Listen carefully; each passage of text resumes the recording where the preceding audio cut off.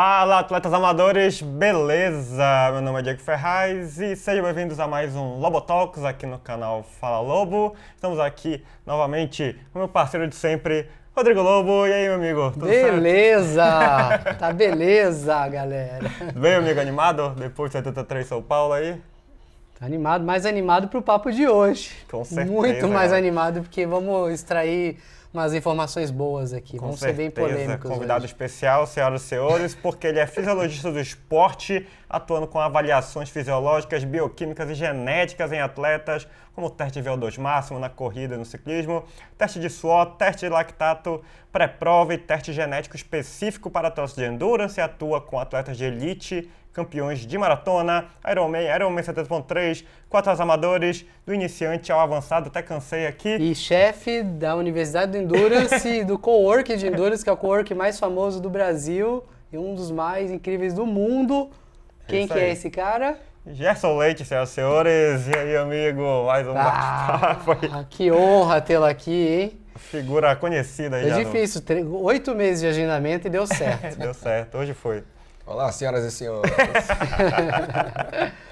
Muito bom, meu amigo. E hoje a ideia é a gente falar um pouco sobre treinamento, desvendar mitos. Você gosta aí de falar sobre ciência, né? Bora. E bater aí no que a gente vê, que tem muita coisa ruim nas redes sociais hoje, né? Muitas informações erradas, digamos assim. Então a ideia é clarear aí pra galera muita coisa sobre treinamento. Então, pra gente começar, a gente vê muito essa coisa de as pessoas acharem que, pra melhorar no esporte é só correr que eu melhoro, é só treinar forte, fazer 2 tiros e um longo, para mim eu vou melhorar. Então, pra gente começar, como a importância de treinar direito, de dar os estímulos corretos ali, na tua experiência, como é que tu vê esses pontos e tu vê isso muito no dia a dia?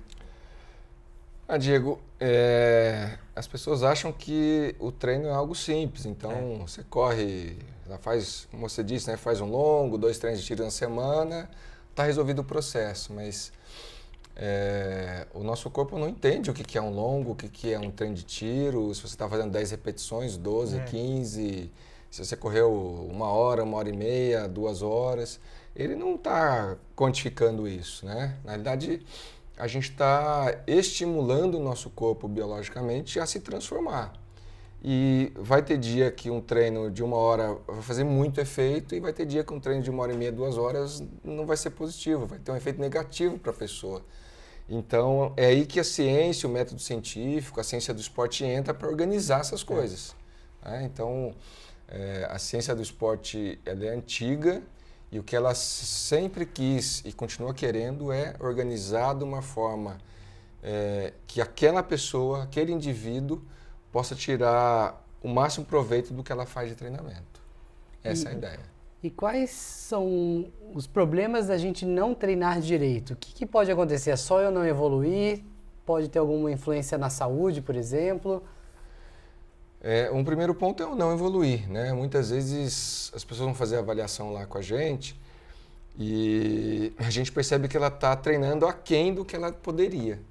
Então, a gente tem uma vida muito corrida hoje em dia. E se você reserva 1 hora para treinar, por que a gente não pode ter o melhor treino possível para essa 1 hora? Porque a gente tem que fazer algo aleatório para essa hora, sendo que você tem condições de fazer o melhor treino possível e extrair o máximo disso. Então, o primeiro ponto é, eu vou treinar, não melhoro, que é um dos pontos aqui importantes. E também a gente tem questões ligadas a lesões por erros no treinamento, né? Então vou gerar um excesso desnecessário para aquela pessoa naquele momento. Infelizmente é muito comum os iniciantes se lesionarem mais, porque eles se empolgam, né? Porque na hora que ele começa a ganhar um pouco de performance, ele começa a entender, esse treinador, ele está muito devagar, né?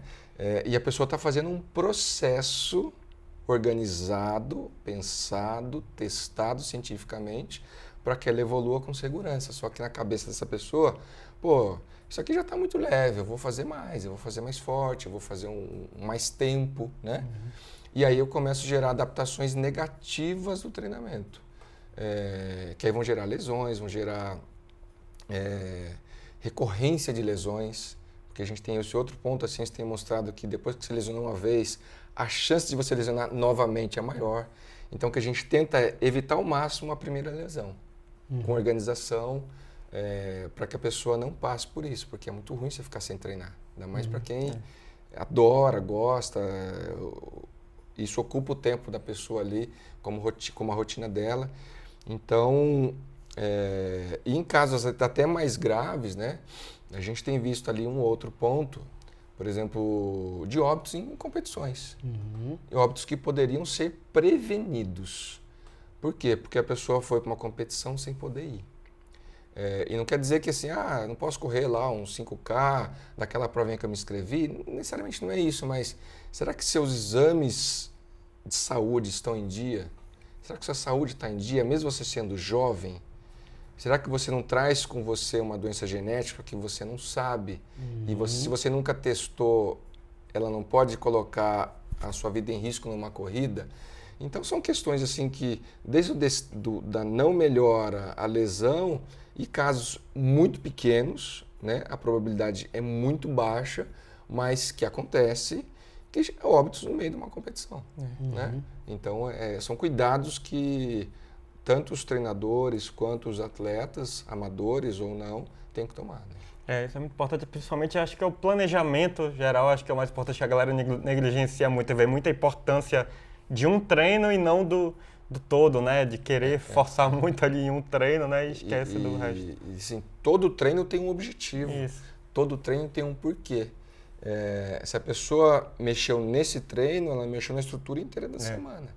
Então, às vezes eu gosto de postar como é que está por dentro do corpo das pessoas e o quanto o exercício estimula inúmeras áreas dentro do nosso corpo, para que as pessoas entendam que não é só um treino, tem muito mais coisa por trás disso, né?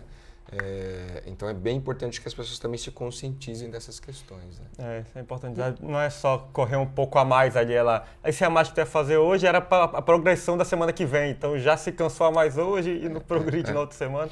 Então atrapalha toda a progressão. Né? E uma pergunta de bate-pronto: dá para treinar com ChatGPT ou planilha da internet ou não? Dá. Se é o melhor. Agora, não é o melhor. Não é o melhor. É uma discussão que estava no coworking semana passada, né? Quando a pessoa estava treinando, estava usando uma roupa X lá, roupa X ou treino X, e aí falando que vi no ChatGPT e tal, eu pergunto, mas pergunta de onde ele tirou isso. Porque o ChatGPT, vou simplificar bastante aqui, para o pessoal não ficar bravo comigo, mas é um Google em movimento. Você faz uma pergunta, ele te dá uma resposta, porque ele leu no Google, né? Ou em vários sites, e ele linka coisas. Só que se ele buscar num site errado, lascou. Dá informação errada mesmo. Dá informação errada mesmo, né? Então, de vez em quando, eu pergunto umas coisas para ele de parte de ciência para testar ele. E eu falo, de onde você tirou isso? Ele fala, aí ele cita, ele só põe o sobrenome do autor e a data. Eu falo assim, me dá o artigo que você está citando. Eu quero o artigo. Cara preguiçoso, né? Ele dá a resposta pronta, né? Aí ele me manda, aí eu entro no artigo. Eu falo assim, não tem nada a ver esse artigo com o que você está falando. Você está errado. Aí ele, me desculpe. E ele se corrige, é isso mesmo. Vou procurar novamente. Então, assim, tem artigo que ele citou lá que eu nunca achei na vida. Então, às vezes está num site, aquele texto pronto, e ele só puxa do site e põe ali na nossa tela. Se você não for verificar realmente de onde ele tirou, isso vale para treino, isso vale para dieta, isso vale para doenças, para medicamentos, porque as pessoas estão buscando o ChatGPT para qualquer coisa. E aí? O treinador... vou devolver a pergunta. Quantas pessoas já treinou, Lobo? Um bocado, né? Algumas milhares. Mais de 3 mil pessoas. Sem dúvida. Mais de 3 mil pessoas. Ou seja, ele já testou o método dele em mais de 3 mil pessoas. Cara, se ele não souber o que está fazendo, ninguém sabe. Ninguém sabe. Então, ele tem um método que é muito testado, né? E é um testado que o ChatGPT nunca vai conseguir fazer. Porque O seu relógio falou assim, dormiu bem hoje, mas a pessoa acorda quebrada, ela te manda mensagem e fala assim, cara, não tô bem. O relógio está dizendo que está bem, mas eu não tô bem. O ChatGPT nunca vai ver isso. Exatamente. E aí você fala assim, pô, você não está bem? Então, ó, esse treino aqui nós vamos mexer dessa forma. Então, o ChatGPT, ele vai dar treino, ele vai dar dieta, ele vai dar remédio, ele vai dar diagnóstico de doença, ele vai dar uma série de coisas. Agora, grande parte das vezes ele não está certo. Por isso que o treinamento e a ciência, eles são fascinantes, né? Porque é extremamente dinâmico e, poxa, quantos anos e anos e anos a gente não tem um manual para uma maratona sub-3? Não existe. Você nunca vai encontrar um manual para uma primeira maratona, para uma maratona sub-3, para o 70.3, né? Para como vai conseguir vaga para o Mundial de 73 e não tem manual e nunca vai conseguir isso. A gente nunca vai ter isso. Claro que a gente vai aprimorar, mas a individualidade de fato e esse tete-a-tete do treinador-atleta, ele é realmente muito importante. Eu também acho, porque assim, eu acho que não é um problema do ChatGPT também, viu? Porque antigamente, quando a gente tinha revista impressa, mas a gente comprava essas coisas, as revistas de esportes, elas sempre procuravam algum treinador, alguma pessoa para dar uma receita de bolo ali. Seus primeiros 5K, seus primeiros 10K, seus primeiras meia maratona, primeira maratona. Os nossos dispositivos mandam treino, se você pedir. É uma receita de bolo. Só que as receitas de bolo, cara, não servem para todas as pessoas. Estamos aqui 3 pessoas completamente diferentes. Exatamente. Um alto performance, um grande performance e 0 performance. Né? Então... Calma. Essa receita não serviria para nós 3. Por isso que quem nunca já mandou uma planilha de revista, talvez você não, eu já. Mas a gente põe trava a personagem que funciona para que serve mais ou menos, né, de um grande, claro, para cima e para baixo. A gente trava aquele perfil de que funciona muito provavelmente para aquele tipo de atleta, né? Alguém que inicia, que faz treino de força regular, 2 vezes a semana, que está numa composição corporal adequada. Só que, infelizmente, quem recebe isso, né? Não é... Enfim, mas vamos lá. E às vezes o ChatGPT está buscando na revista que você escreveu lá atrás. E aí, o que é esse treino aqui? É do Rodrigo Globo lá do Jornal Corrida X aí. Procura lá, planilha seca a barriga de Rodrigo Lobo. Vai estar lá. Na O2 tô brincando. Vai estar lá o Rodrigo sem camisa.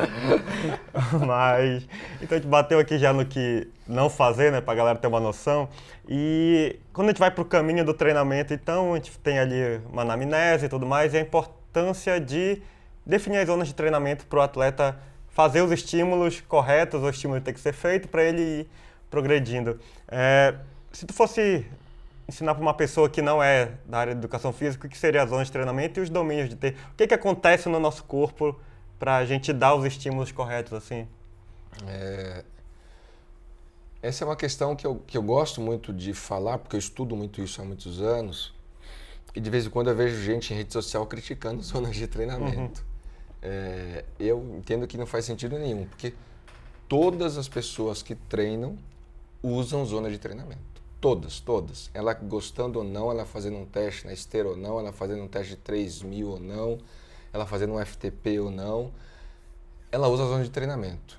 Porque zona de treinamento quando a gente pensa nos tais domínios de intensidade, na realidade você vai colocar o teu corpo à prova em diferentes situações, de diferentes esforços. Então eu posso ter um esforço leve, eu posso ter um esforço moderado e eu posso ter um esforço de alta intensidade. Basicamente a ciência e a biologia e a fisiologia dividem nossos esforços nessas 3 grandes áreas de uma forma bem simplista aqui, tá? E essas 3 grandes áreas, eu corro pela percepção. Beleza. Se uma hora a sua percepção está leve, é a zona 1. Se uma hora a sua percepção está mediana, que está um pouco mais difícil de conversar, é uma zona 2, né? Grande zona 2. Se uma hora você não consegue conversar de jeito nenhum, é a sua zona 3. Então a ciência ela divide em 3 grandes blocos. Na prática, a gente subdivide esses 3 grandes blocos em outras porções. Por quê? Porque são blocos grandes. Às vezes você está lá, pegar aqui um Rodrigo,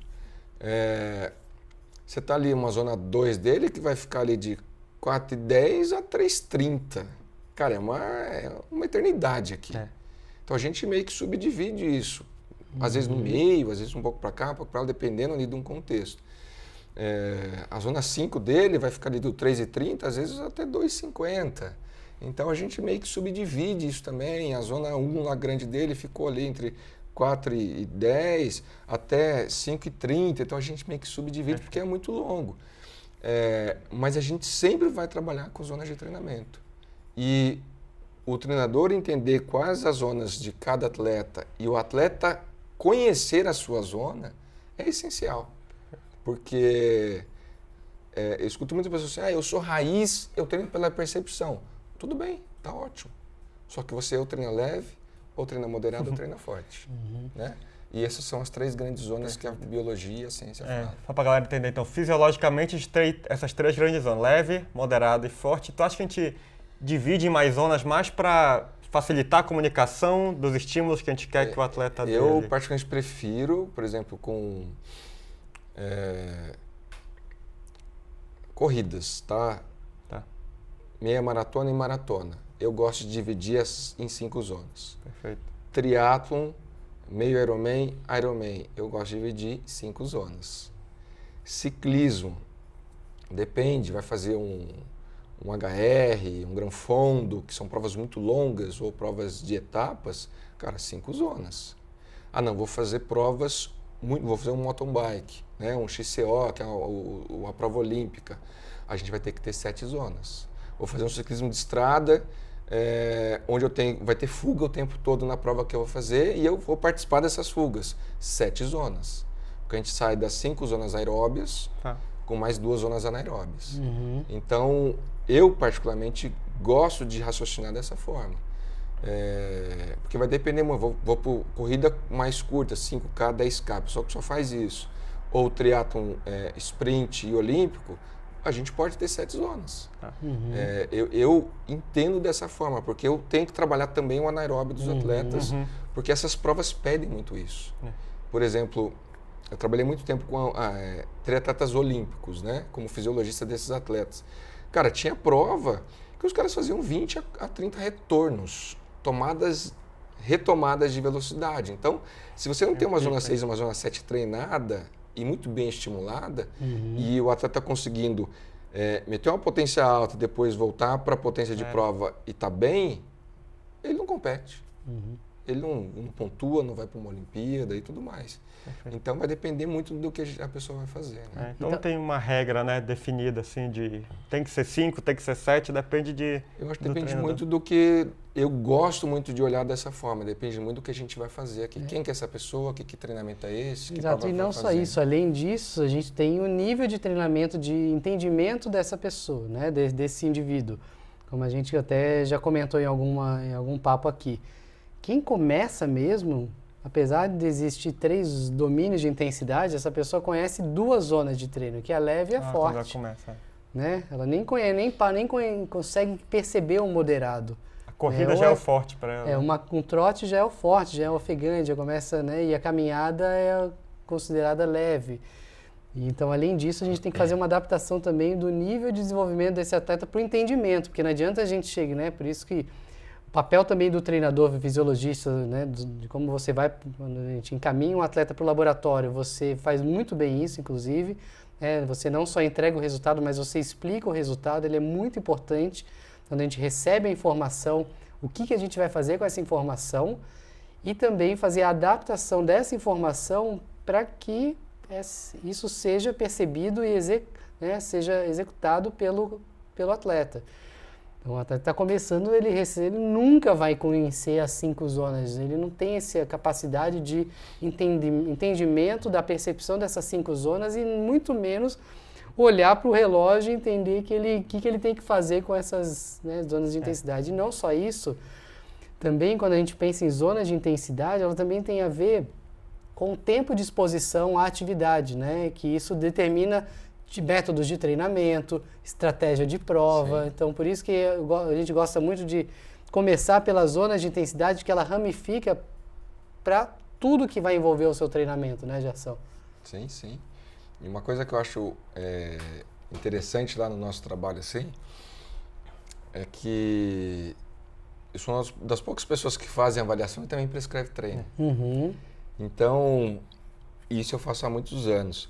Então, quando eu comecei a gerar os relatórios, a minha ideia era sempre o seguinte: como que eu gostaria de receber essa informação? Uhum. Né?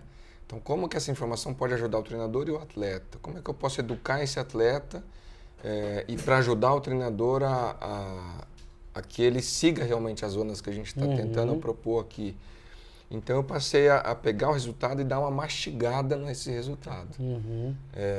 Para entregar o mais mastigado possível, porque se a pessoa pega o resultado agora e ela vai treinar amanhã cedo, ela consegue usar. Então, hoje em dia, a pessoa já sai de lá com as zonas de treinamento dela e o treinador já recebe isso também facilitado. Obviamente, ele pode mudar da maneira que ele prefere.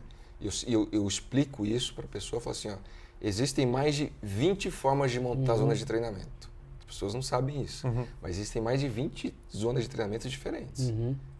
Eu falei que eu prefiro 5 na maioria das vezes, às vezes 7. Então, quem manda em que tipo de zona de treinamento é o treinador da pessoa. Perfeito. Então, eu deixo claro para ela assim, o treinador é o que manda no processo. Ele vai pegar essas informações e vai montar a zona que ele achar melhor. Mas eu estou sugerindo aqui 5 zonas para você e tal, tudo mais.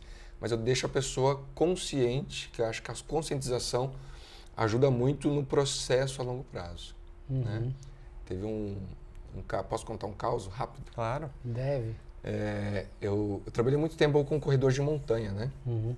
Os atletas de elite brasileiros, alguns deles eu tive a possibilidade de avaliá-los, né?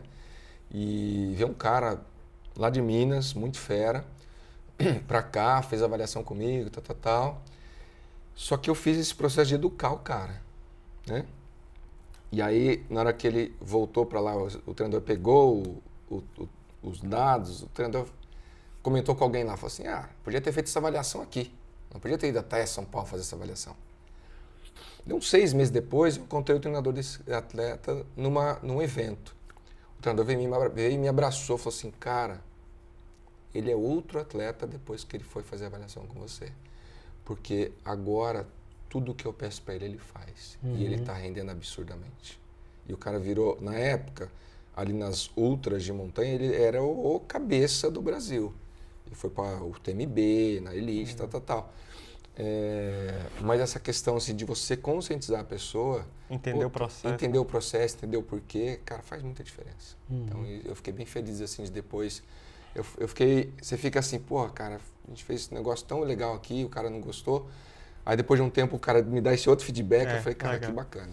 Então deu certo. Além de treinador, ser professor também, né? Ensinar a pessoa do que está acontecendo, o que vai ir. E pra galera, de forma bem prática, né, Gerson, você ensina também na hora, você coloca no relógio do atleta, porque se não tiver no relógio, o atleta não sabe fazer, não é? Então, muitas pessoas ali, a gente abre lá o aplicativo, né, do relógio da pessoa, seja ele Polar, Garmin, que seja ali, ou outros, Apple, Samsung, Sunto. A gente abre ali e já coloca os dados junto com a pessoa, que a pessoa Isso ajuda pede. muito, hein? Que depois ela vai postar a maratona em Z5. Dá para fazer maratona em Z5 e a pessoa adora botar o textão. Nossa, fiz uma maratona muito forte, dei o meu melhor, aí mostra lá 90% em Z5. É possível ou não? Explica pra galera. Cara, nem o Kipchoge faz isso. Sacanagem. Então não é que a pessoa sentiu que foi forte, que é o Z5, né? Que mostra geralmente no relógio e vem o print. Os relógios, eles vêm com uma configuração de fábrica padrão, diga-se de passagem, muito ruim. É um autor, o Edwards, que publicou um livro em 1990, e ele divide de 10 em 10% a frequência cardíaca, que é completamente inadequado do que a gente precisa. Então, ele pega assim, um valor teórico da pessoa, ou às vezes dá um erro no relógio, na leitura, bate lá 210, ele pega o 210 como frequência máxima e joga 10% para baixo ali, define umas zonas aleatórias.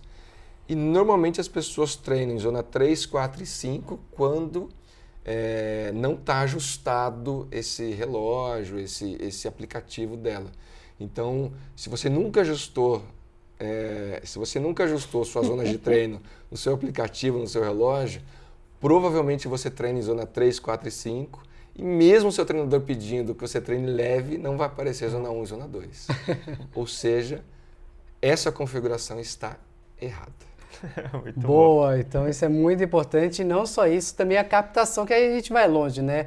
Também a captação. Tem gente que corre usando a frequência do relógio, né? A gente sabe que a frequência do relógio não tem a precisão e é muito comum isso acontecer porque ninguém quer gastar mais para usar uma cinta cardíaca, por exemplo, e também gerar a captação errada de dados. Também né, você faz um teste perfeito, você define a sua zona de treinamento e capta de forma inapropriada. Isso não é legal também, né? Essa é a minha grande crítica à ciência dos dados no esporte, né? E as pessoas não gostam quando eu falo disso e também não estou muito preocupado porque eu estudei estatística suficiente para poder falar isso, né? Quando você tem uma captação de dado ruim, qualquer interpretação que você faça posteriormente é ruim. Então, um pace errado, uma frequência cardíaca errada, a pessoa que termina o treino, todo o treino dela, de 0 a 10, quanto que é? 5. 5. É um dado que... Cara, não serve para nada isso. Né? Treinou leve, nota 5. Treinou pesado, nota 5. Pô, e aí? Treinou leve, a frequência cardíaca está em 110. Treinou leve... A frequência cardíaca está de 180. Mas eu questiono às vezes os poucos atletas que eu treino.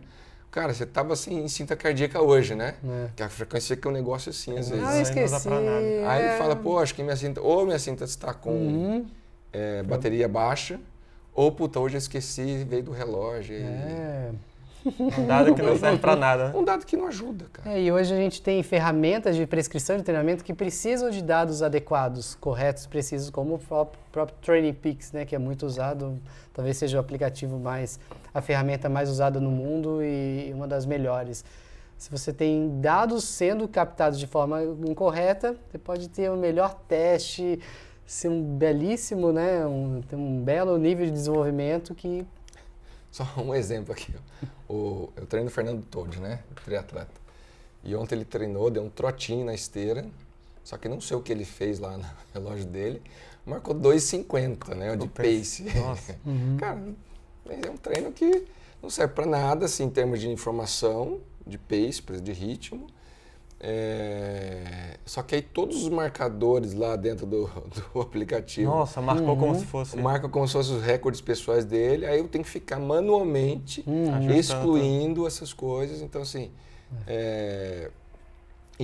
eu estou falando isso porque isso acontece com atleta profissional, com atleta amador, com iniciante, acontece com todo mundo, né? Que esse é um problema da própria esteira, né? O treinador que recebe dados do atleta que treina na esteira é ruim, porque... a forma de captação, né, a gente usa o relógio, né, e o acelerômetro, ele dificilmente vai bater com o seu pace real e a gente tem que sempre considerar a esteira. Quando é assim eu peço para mandar uma foto coisa da esteira que ajusta lá depois. Uma estratégia que a gente usa é o atleta ir fazendo lap manual a cada quilômetro. Isso. Então, bater 1 quilômetro, ele faz esteira, um lap. né? Uso da esteira. Uso da esteira. Uso lap. E a gente já tem esteiras hoje que baixam o treino né, nela. Legal. Então, ela põe no ritmo ali e depois ela sobe o treino. Olha. Então, eu tenho um atleta que ele faz isso e eu recebo os dados da esteira, já tudo extremamente correto, porque é uma esteira de altíssimo nível aí, que baixa o treino. A esteira, ela funciona sozinha, é só dar play e ele fazer o treino? Sim, pau. Faz o treino certinho, acaba o treino, cara, fica lindo. Então, uma dica muito importante para você que corre aí, né, vira um ratinho de laboratório correndo na esteira praticamente o ciclo da prova inteira, Essa é uma dica muito importante que vai ajudar seu treinador, vai ajudar a sua postagem no Strava, por exemplo, então... Perfeito. Faça o lap. Exatamente. Faça o lap, ajuda a marcar certinho. Show. Caminhando, então, a gente falou já zonas de intensidade, domínio, só que a gente precisa descobrir esses domínios de intensidade de cada atleta, né? Que é uma coisa que tu faz muito, são os testes, né? Tanto de VO2, a gente tem teste de campo, tem teste de lactato, vários testes aí. Como tu vê essa questão dos testes aí, os atletas, acho que o mais viável ainda é o teste de campo, né? que tu acha? Em termos de viabilidade, o teste de campo, realmente, ele é melhor para a grande maioria das pessoas. Mas temos pessoas que só treinam indoor. Ainda tem Então, a isso. gente tem que ter um teste na esteira, a gente tem que ter um teste no rolo, por exemplo. E a gente tem mecanismos científicos, né, que permitem a gente extrapolar as questões do laboratório para o campo. Por exemplo, teste talvez mais utilizado no Brasil para corrida, 3K. Né? Eu já usei isso milhares de vezes, já publiquei artigos sobre o teste 3K. Sei que vocês também gostam dele, né? Só que é um teste máximo. Todo teste máximo de esforço constante, a gente depende de uma variável que é importantíssima, que é a motivação. E tem um segundo ponto, tolerância ao esforço de alta intensidade. Quem consegue fazer um teste de 3K muito bem feito? Quem está descansado, muito motivado e tem uma tolerância ao esforço altíssima. Então, o teste de 3K nem acontece tanto, mas é muito comum, por exemplo, para o teste de FTP, eu escutar treinadores e até atletas falando o seguinte: pô, fiz o teste de FTP, mas não foi o teste de FTP. Né? E aí, quem critica o laboratório, como é que fica esse teste de campo que não foi o teste de campo que a pessoa gostaria e poderia fazer? O que eu quero dizer isso é não tem local melhor.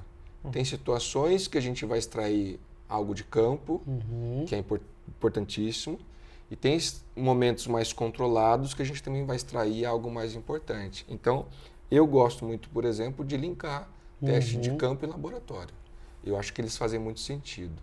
Um outro exemplo aqui, um outro caso. Recentemente, eu avaliei o João Barnevitz, amigo nosso. Já veio aqui também? Já. O João é fera, foi um super triatleta, hoje é um super corredor. E fizemos um teste na esteira, com VO2, com lactato dele, tal. E dentro desse contexto todo, a gente faz uma previsão de performance, baseado nos testes lá no laboratório. João, você pode correr 10K por volta ali de 33 minutos e 20, 34 minutos e 30.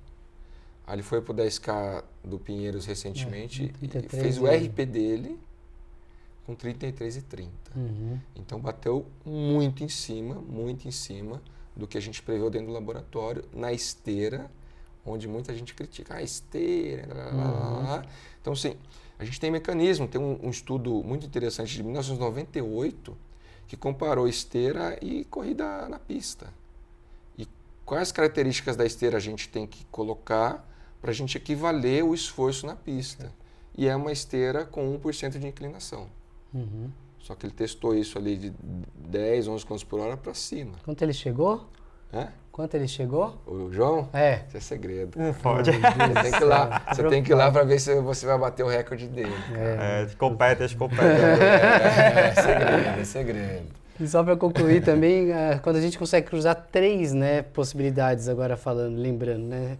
O campo, laboratório e a prova. Claro. A prova ela também acaba sendo um teste importantíssimo, ela não deixa de ser um teste de campo, né? A performance é o melhor teste que existe. Não existe melhor teste que a própria performance. Então a competição, ela é o padrão ouro.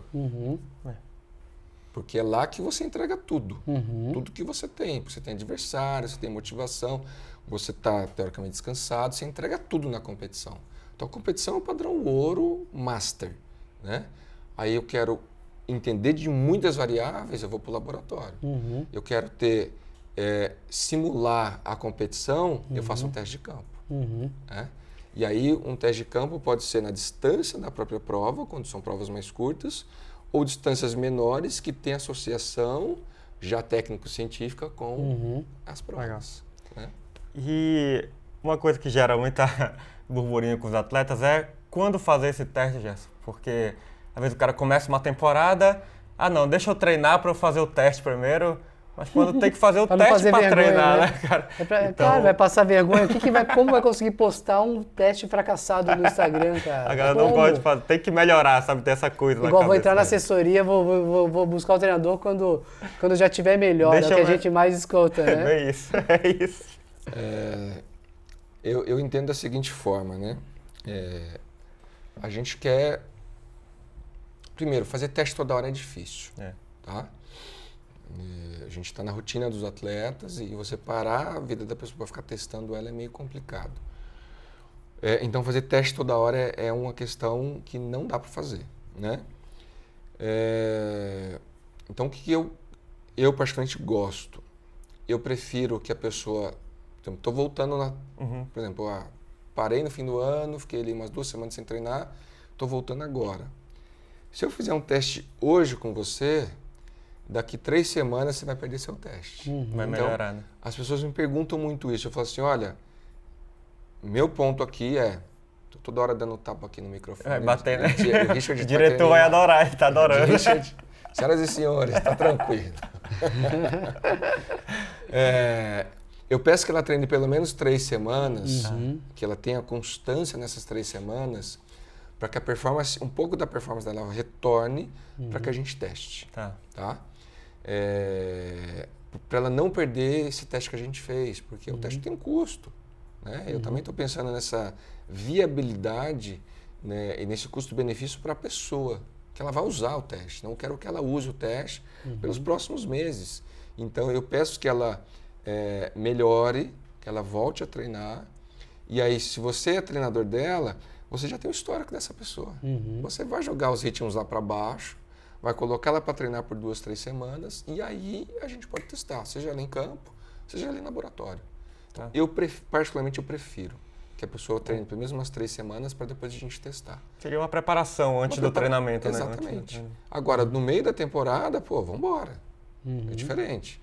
Né? Vamos embora. Você tô no meio do ciclo para maratona, tô na meia maratona, né? Vamos testar. Você está treinando, você está bem. Então, a qualquer hora que pega um dia de um treino forte seu, a gente faz o dia do teste. Acho que linka bem. E também, se for possível, momentos antes, 1, 2 semanas antes da prova, para validar mesmo se aquilo, né, que a gente teve o desenvolvimento, ele... Eu gosto muito de testes pré-prova, tá? Porque eles mostram muito do que a pessoa... Quais adaptações foram geradas ao longo do ciclo de treinamento. Só que eu gosto muito do teste laboratório para isso. Por exemplo, agora um atleta lá do Pinheiros me procurou, que ele ia para o Ironman Japão, que foi há 2 semanas, e ele veio 1 semana antes da prova, e era o primeiro Ironman da vida dele.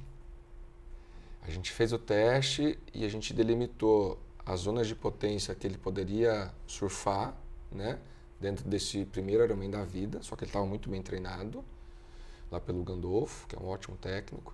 E na corrida, o que também ele poderia rodar ali, né, dentro do que ele fez tudo. Cara, o cara fez uma estreia extraordinária, 3º na categoria e tudo mais.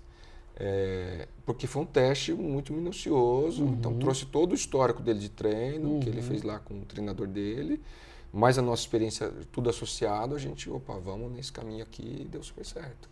Então, teste pré-prova, quando a gente consegue fazer ali um VO2 com lactato, e é um teste submáximo, não é um teste que você vai gerar fadiga. Já é perto da prova. Já é perto da prova, você só testa o que o corpo da pessoa está respondendo, cara, ajuda absurdamente. E a vantagem do laboratório é que você consegue determinar com mais precisão as zonas intermediárias, né? Diferente do teste de campo, que ele determina mais as zonas finais ali, né?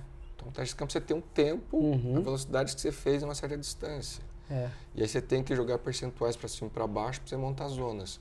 No laboratório, você está vendo o consumo de oxigênio da pessoa naquela hora, você coleta um lactato ali, uma gotinha de sangue, você vê o quanto esse sangue, esse lactato está aumentado ou não. Então você consegue ter uma série de informações que só tem ali. Então aí você, vamos assim, assim, assado, né? O Léo, né, que treina comigo, ele fez no Ironman Brasil agora 8 horas e 56, tem passo. Terceiro Ironman da vida do cara. E a gente fez todo o ciclo ali baseado nos testes de laboratório. Legal. Então, já pincelou os testes aí, né? Tem teste de campo, pode ser na corrida, por exemplo, 3K, 12 minutos. Tem o de VO2 máximo, lactato. O padrão ouro, Jéssica, pelo que tu já viu aí nessa experiência, qual tu colocaria aí? O padrão ouro, quando a gente quer muitas informações do atleta, é o teste de consumo de oxigênio. Ver a troca gasosa ali Porque você tem o quanto a pessoa está consumindo de oxigênio em cada momento do teste, o quanto ela está produzindo de gás carbono em cada momento do teste, como o pulmão dessa pessoa está respondendo em cada momento do teste, como a frequência cardíaca dela está se ajustando, como que o músculo está respondendo com produção de lactato e, por consequência, acúmulo ou não de hidrogênio lá no músculo. Então, a gente tem uma série de informações com esse teste que é conhecido mundialmente como padrão ouro, para a gente entender melhor essa biologia, essa fisiologia da pessoa, né? E a gente tem avançado nesses momentos aqui, nos últimos tempos, para linkar isso com o teste genético. Legal. Né? Inclusive, precisamos fazer o seu. Tô curioso. Vamos fazer. Aí eu aposento de vez quando eu descubro que não tenho mais chance de nada. Mas a gente consegue ver em algumas áreas que a gente julga como importante para o atleta de endurance. Isso foi um teste que a gente criou. Né? A gente tem mais de 240 genes associados com performance esportiva.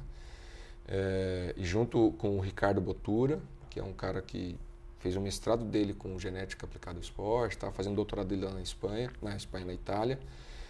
E junto lá com o Daniel e o Dante lá da USP de Ribeirão Preto, né, lá da DG Lab, a gente, de 240 genes, a gente traçou 25 genes que são os mais robustos para entender o atleta de endurance. Então a gente tem coisas ali, links que a gente não tinha antes. Isso a gente está conseguindo elevar a performance, diminuir lesão, ajustar a recuperação, ajustar início de prova, com essas informações. Está muito interessante. E indo agora para o final, como colocar na planilha do atleta que ele tem que fazer teste e não dar ruim ele não fugir do teste? Qual é a estratégia? O que tem que escrever, o que ele tem que fazer lá? É o quê? Olha, uma das estratégias é botar ele numa competição curta. Ajuda muito.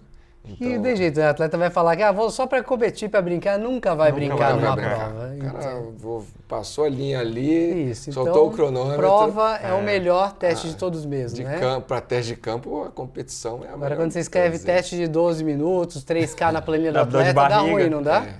Uma outra possibilidade é você colocar todo mundo junto para fazer o teste. Aí o bicho pega também, porque ninguém quer ficar para trás. É ruim de replicar depois, né? Que tem que chamar todo mundo, mas é uma forma para dar o máximo ali, né? Então, imagina Diego e Rodrigo Lobo na pista do Pacaembu fazendo um teste de 3.000. Seria bonito, hein? Vou tomar uma peia lá, melhor não, esquece isso. Daqui a 2 semanas está marcado esse teste. Outra coisa também, o atleta ideal. Existe um atleta ideal? Qual é o perfil do atleta ideal para você? Cara, é o atleta dedicado, porque a dedicação é que vai te levar a adaptações que você precisa para ser um grande atleta, né? Então, a pessoa extremamente dedicada com o que ela faz, dentro do esporte aqui no nosso contexto, ela vai alcançar algumas questões ali muito importantes, né? Eu postei ontem sobre que performance é igual talento vezes dedicação ao quadrado. Porque quando a dedicação ao quadrado, a gente mostra que se eu faço e sou dedicado a fazer o meu melhor o tempo todo, isso acontece. A gente tem, por exemplo, hoje, o Miguel Hidalgo, né? Estava conversando com o Marcelo, o treinador dele lá no meio de São Paulo. Cara, o quanto esse menino é dedicado. E não é à toa que ele está em segundo lugar do ranking mundial com possibilidade de ser campeão mundial. E a gente está torcendo por isso. Né? Porque ele é talentoso e ele é extremamente dedicado, organizado, né? E isso faz muita diferença, né? Então, eu também tenho o caso do Toad, que é um cara extremamente dedicado, quer performance, quer estar na frente. Então, assim, faz muita diferença. Com comprometimento, né? Aquela pessoa comprometida que não fica com o pé atrás, né? Será que eu vou fazer isso? Será que isso é legal ou não? Fica questionando muito. Vai. Exatamente, que legal. E o atleta regular, né? O atleta planilha verde, né? Que é o retrato da dedicação e comprometimento. Sim. Consistência e paciência, né? Também, às vezes, Tem que ter. é dificuldade. Legal. Mais algum ponto, Rodrigo Lobo? A gente ia longe aqui, mas olha, como a gente descobriu que ele mora perto, vem de bicicleta e tem esse gap aí desse dia para gravar, então a gente já vai convocar ele. Mais aí. A gente teria mais outro para gravar, mas a gente não vai deixá-lo aqui mais 1h30. Então, tem temas importantes que a gente ainda vai trazer esse cara, que ele é fera demais e tem muito para contribuir. Se você não segue ele, segue esse cara, porque tem muito conteúdo bom. E você que é profissional de saúde, se não participar do co-work dele... É loucura. Esquece. Não tá por fora do que tá rolando na ciência. Boa. É isso aí. Muito obrigado, meu amigo, pela presença. Obrigado pelo convite. Sempre um prazer. Tem algum recado final?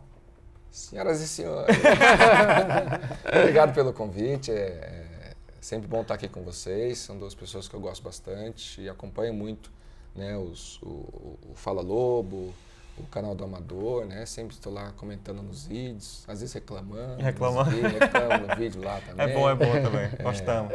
Mas obrigado e parabéns pelo trabalho de vocês, porque assim, a gente tem que valorizar bons profissionais éticos, né? Que estão aí trabalhando duro para entregar coisa boa para quem está assistindo. Então, parabéns pelo trabalho de vocês. Isso que a gente estamos juntos, né? Estamos juntos de verdade. Sim. Há muito tempo, né? Sensacional. Galera, é claro, como sempre, deixa um like se gostou do vídeo, se inscreve no canal para acompanhar tudo que vai rolar por aqui. E caso esteja procurando uma assessoria esportiva, não deixe de falar com o nosso time. O link tá aqui na descrição. Muito obrigado pela sua audiência. Um abraço, galera, e bora pra cima. Bora pra cima.